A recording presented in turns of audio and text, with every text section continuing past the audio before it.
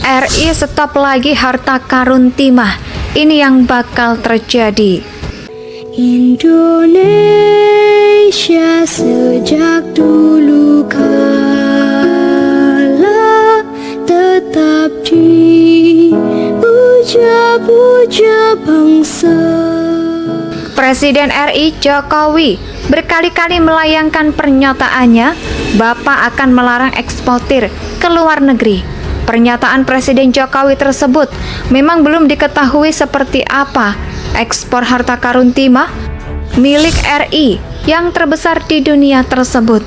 Yang jelas larangan ekspor ini menjadi tindak lanjut dari pelarangan ekspor biji nikel mentah, di mana negara tidak lagi mengekspor nikel mentah, melainkan nikel setengah jadi maupun jadi beserta keturunannya. Di sini negara mendapatkan keuntungan sampai 19 kali lipat dari pelarangan ekspor biji nikel tersebut. Dan kini menjadikan harga nikel punya nilai tambah ketika diekspor. Nah, disinilah strategi Presiden Jokowi. Dan Presiden Jokowi menginginkan negara ini, bangsa Indonesia ini, bisa mendapatkan keuntungan yang serupa atau sembarangan ekspor timah tahun ini di stop. Ekspor timah tahun depan, bauksit ke depannya lagi, tembaga, instalasi dan Jokowi dalam acara Sarasehan 100 ekor Indonesia 2022 beberapa waktu yang lalu. Apakah selama ini timah yang diekspor merupakan jenis timah mentah dan belum memiliki nilai tambah sehingga harus dibangun smelter-smelter hilirisasi di dalam negeri? Sekjen Asosiasi Eksportir Timah Indonesia atau AET sekaligus anggota Kamar Dagang dan Industri atau Gading Indonesia Jubin Sufianto menjalankan bahwa selama beberapa tahun belakangan Indonesia sudah melakukan ekspor timah dalam bentuk timah murni dengan kandungan SN sampai 99,99. Timah yang diekspor sekarang sudah merupakan bentuk timah murni lengkap. Jabin dikutip Jumat 23 September 2022. Yang terpenting saat ini adalah bagaimana menyematkan persepsi kepada pemerintah bahwa ekspor timah yang dilakukan sudah bukan produk mentah, melainkan timah murni dengan kandungan yang besar kalau nilai tambah sudah 99,99. Apakah worth it? Untuk mengejar yang 0,1, jelas dia. Sejatinya, sepaket mendukung rencana pemerintah mengembangkan hilirisasi dalam negeri. Namun hilirisasi tidak bisa dilakukan secara mendadak, apalagi jika bisa selesai pada tahun ini. Sejauh ini dari catatan, yang ada di Indonesia baru mencapai 5% secara keseluruhan. Itu artinya, jika ingin mengejar hilirisasi mencapai 100%, dibutuhkan waktu yang tidak sebentar. Investasi butuh waktu dan tidak bisa dalam 3 bulan. Jadi pabrik hilirisasi, ungkap Jabin memperhitungkan, jangan sampai perubahan bentuk tim melalui internalisasi akan merugikan Indonesia dan menguntungkan negara-negara tetangga, di mana negara yang menerima ekspor timah dalam hilirisasi akan kembali mengubah timah dengan bentuk tim yang saat ini memiliki kita ekspor ke mereka, malah dicatat balik bentuk ingot. Dan mereka yang untung. Jadi kami ingin ada kepastian bahwa pemerintah membuat sesuatu kebijakan yang jangan merugikan kami pengusaha, tapi menguntungkan. Luar negeri, kita harus bisa membuat roadmap, yang dimana roadmap itu nantinya jadi acuan untuk hilirisasi bertahap, jadi benar-benar menguntungkan bagi Indonesia, ungkap dia.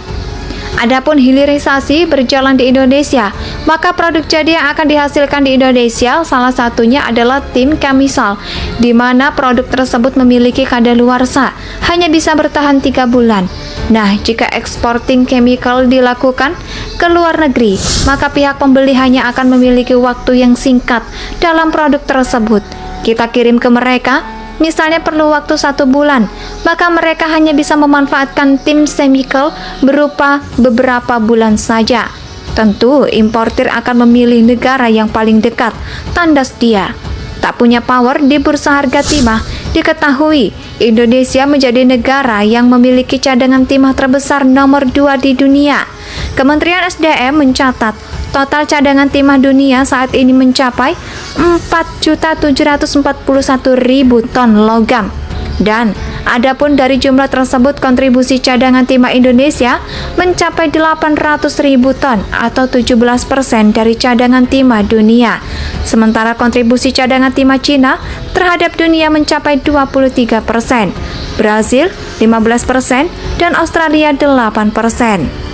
Presiden RI Jokowi berkali-kali melayangkan pernyataannya, Bapak akan melarang eksportir ke luar negeri. Pernyataan Presiden Jokowi tersebut memang belum diketahui seperti apa ekspor harta karun timah milik RI yang terbesar di dunia tersebut.